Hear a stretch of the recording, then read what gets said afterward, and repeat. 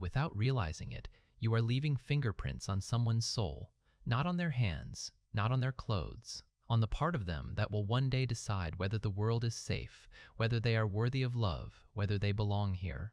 And you are doing it in the most ordinary moments, the ones you will never remember, the ones that feel like nothing. Here is what no one tells you. Your baby is not just growing, they are recording. Every sound, every touch, every expression on your face is being filed into a system so precise, so permanent, that neuroscientists are still trying to fully understand it. And the architect of that system is not a doctor, not a specialist, not an app. It is you in the kitchen, half awake, still in yesterday's clothes. The things we are going to talk about today are not grand gestures. They are not expensive. They do not require a degree or a perfect day or a perfect parent. They are the things you are already doing. But after this video, you will never do them the same way again. And by the time we reach number, something is going to shift in the way you see the most overlooked moment of your entire day. You have done this 1,000 times. You finish something, you get up, you walk through the door, and there they are, looking at you. And for 1 second before you say anything, before you do anything, your face does something completely involuntary. That involuntary expression is one of the most important things your baby will ever see. Researchers studying infant facial recognition found that babies as young as 6 weeks are not just seeing faces, they are reading them. They are asking a question they do not have words for yet. When you see me, what happens to you? When your face opens up, when something in your eyes says you are the reason I just walked faster, your baby's brain does not just register warmth, it registers identity. It begins to build the answer to the question, who am I in this world? The face you make when you walk in, make it matter. They are not talking yet. They never say anything that makes logical sense, but they are communicating, constantly. A sound, a reach, a look towards something across the room.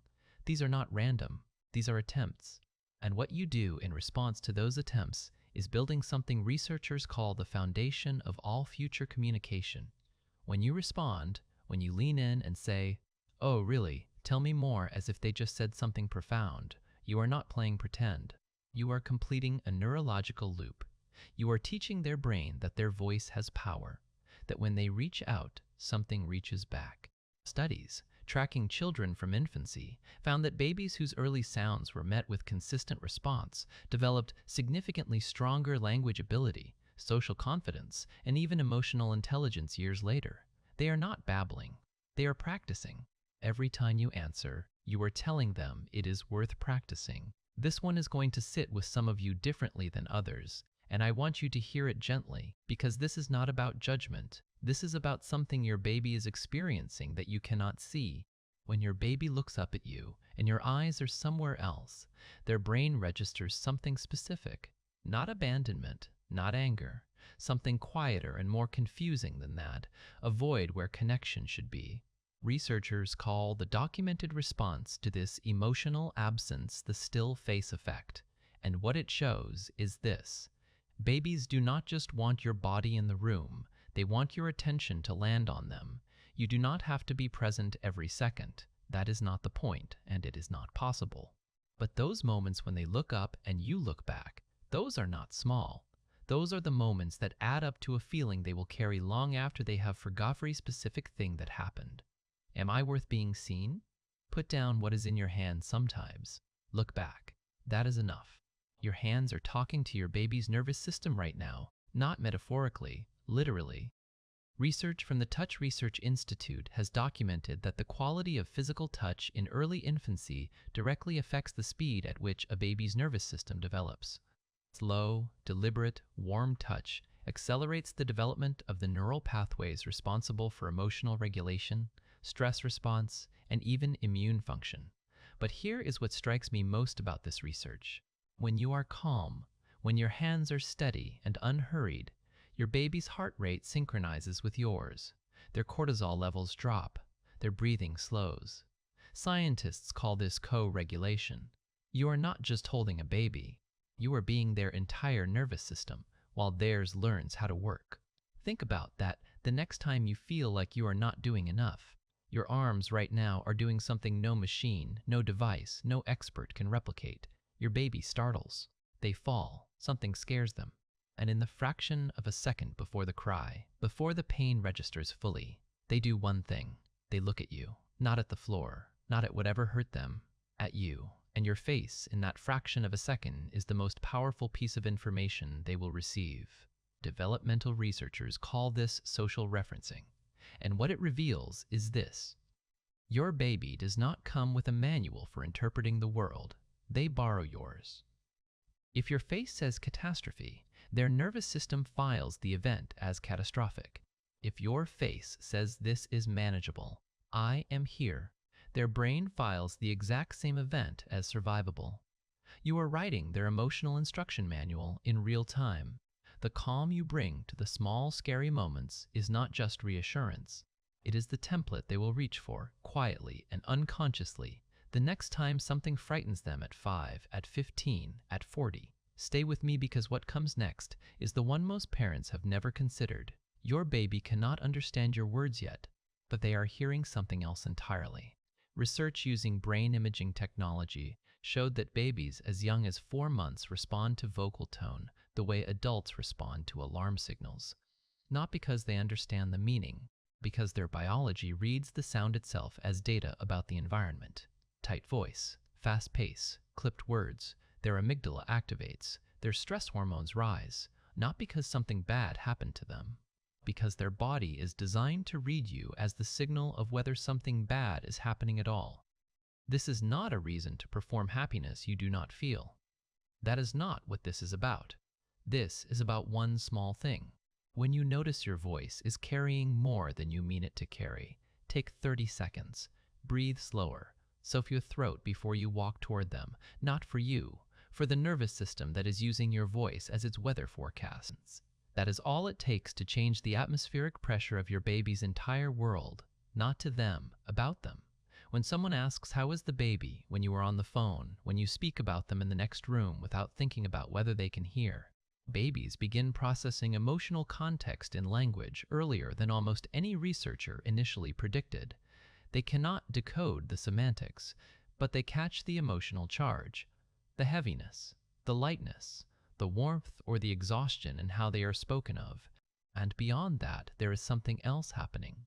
The story you tell about your baby begins to shape how you see them, and how you see them shapes how you respond to them, and how you respond to them shapes who they become. Speak of them like they are the most fascinating person you have ever been trusted to know, because they are. And somewhere, in a way science is still learning to measure, they can tell. Your baby cannot point yet, but they are pointing constantly, with their eyes. They look at the light, at the dog, at the shadow moving across the wall. They look, and they look, and they look. And when you follow that look, when you turn your head and say, "Oh, look at that, the light, isn't that something?" you are doing something called joint attention. And joint attention is one of the most significant predictors of language development, social bonding, and cognitive growth that developmental science has ever identified. You are not just naming objects. You are showing them that their inner world, the things that catch their interest, the things that matter to them, those things matter to you too. That is not a small thing. That is the beginning of feeling known, not the sounds you choose deliberately, the ones that just exist, the music in the background, the way you hum when you are doing something else, the rhythm of voices carrying through walls. Research on infant auditory development has shown that babies are not passively receiving these sounds. They are actively building a map, a sonic architecture of the world they live in. And this architecture becomes the foundation for language, for music, for emotional pattern recognition. The lullaby you sing off key in the kitchen is not embarrassing. It is neurological input of the highest order. Your voice, in whatever form it takes, is the instrument your baby's brain is most tuned to receive. Talk out loud about nothing. The sound of you moving through your day is a symphony they are memorizing note by note. Every night it happens, in whatever form it takes in your home. A feed in the dark, a hand on a small back, a song you have sung so many times the words no longer feel like words, a quiet breathing together in a room with the lights turned low. And in those final moments, before your baby crosses from this world into sleep, something extraordinary is happening in their brain. Scientists who study memory consolidation have identified the hypnagogic state, the precise threshold between waking and sleep, as one of the most powerful windows for emotional encoding in the entire human experience. What is felt in that window is processed with unusual depth, filed with unusual permanence. What your baby feels in those last 2 minutes, the weight of your arms, the warmth of your body, the sound of your breathing, the specific feeling of being held by you in the dark, that is not just comfort. That is what they will carry into their unconscious every single night. That is what their brain will consolidate and keep. Researchers studying the long-term effects of early emotional experience have found that the consistent feeling of safety at sleep transitions is one of the most durable predictors of what they call internal security, not physical security. Something deeper, the baseline belief, wired into the body below the level of thought, that the world is fundamentally okay, that they are held, that they are loved. You are the last thing your baby feels before they disappear into sleep, every ordinary night. Every night that feels exactly like the one before it.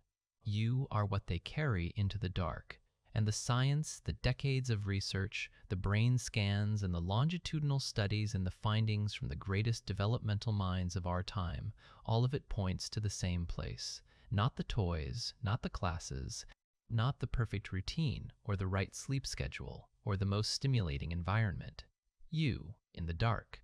At the end of the day, holding them like it is the most natural thing in the world, because it is, and it is the most powerful thing too.